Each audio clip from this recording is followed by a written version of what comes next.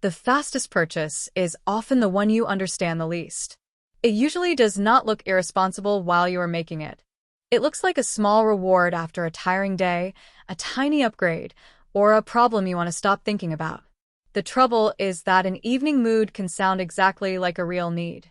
By morning, the same purchase may feel less urgent, less useful, and strangely hard to explain.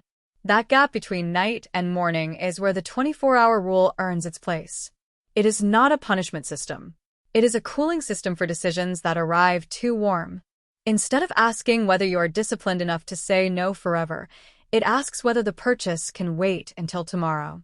Anything that still makes sense tomorrow gets a cleaner yes.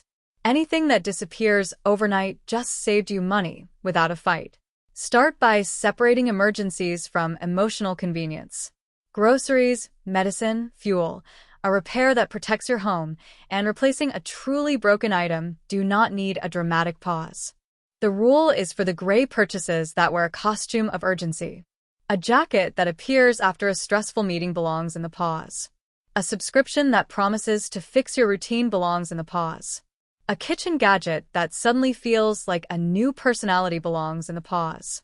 The cleaner the boundary, the easier the system becomes. You are not putting your whole life on hold.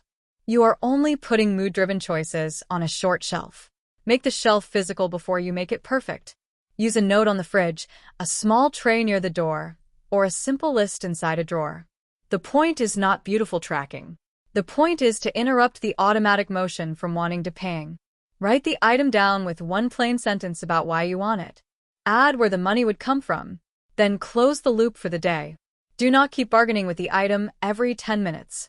The pause works because it moves the decision out of the mood that created it. If the item keeps calling your attention, that is useful information, not a command. Tomorrow's review should be short and practical. Ask 3 questions in the same order every time. Would I still buy this if nobody saw it? Would I still buy it if delivery took a week? What is to be delayed if I buy it now? Those questions remove the performance from the decision. They also turn a vague yes into a visible trade-off. A purchase can still pass. Sometimes the jacket is right, the tool solves a real problem, or the subscription replaces something more expensive. The difference is that tomorrow's yes has witnesses. It knows what it costs. The first week will teach you where your leaks actually live. You may discover that the problem is not shopping in general. It may be late-night scrolling, bored lunch breaks, weekend errands, or the 10 minutes after a difficult conversation. Each pattern needs a slightly different pause point. If online carts are the leak, the waiting list should sit beside the device you use most. If errands are the leak, put the pause rule on a small cart in your bag or car. If boredom is the leak, create a second action that costs nothing. Make tea, walk around the block, clean one shelf, or call the decision tomorrow. The goal is not to become a person who never wants things. The goal is to stop letting every want become a transaction. This method gets stronger when it has a spending lane. If your weekly life money is too tight, every pause will feel like a locked door. Give ordinary life enough room for groceries, gas, lunch, family needs, and some harmless enjoyment. Then use the 24-hour rule for purchases that sit outside that lane. This keeps the system from becoming a personality contest. It also prevents the rebound where a strict rule breaks and the whole week turns into permission. A humane rule protects both money and normal life. It says yes to the things that keep the week working. It says wait to the things that are mostly noise. There are a few traps to avoid.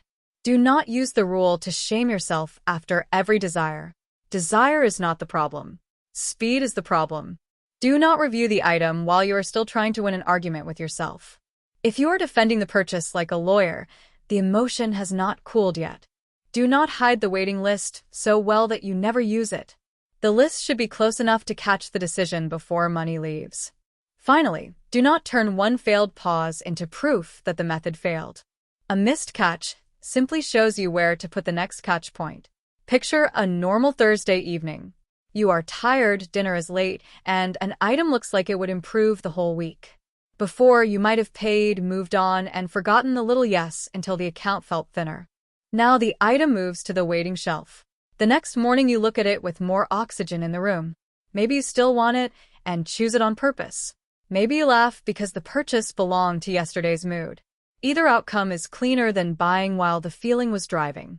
The 24-hour rule is small, but it changes the order of power. Your money no longer has to obey the first version of a feeling. It gets to wait for the wiser version of you.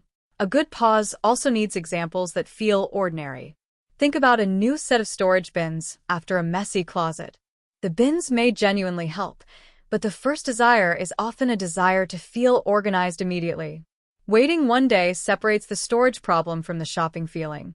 If the closet still needs a solution tomorrow, measure the shelf, choose the right size, and buy once instead of buying the mood. Think about a workday lunch upgrade after a difficult morning. The pause does not say you can never have the meal. It asks whether the meal is feeding your body or repairing an emotion that needs another kind of care. That distinction can save money without making life smaller.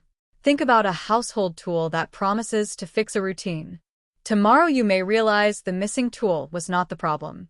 The problem may be a shelf, a habit, a broken schedule, or a job that should be made easier before anything is bought. The 24-hour rule should also have a small exception list. If waiting creates a larger cost, do not wait. If waiting risks safety, health, transportation, or a necessary repair, handle the issue. If the purchase was already planned and funded before the emotion arrived, it does not need to perform again. The rule is not there to delay responsibility. It is there to delay impulses that pretend to be responsibility. This is why the waiting shelf should never become a locked cabinet. It should feel like a clean counter where decisions can breathe. When the system feels humane, you will use it more often. Track the results for 1 month without making the tracking dramatic. Count how many items disappeared after the pause. Count how many items survived and were purchased on purpose. Count how many times the waiting shelf was ignored.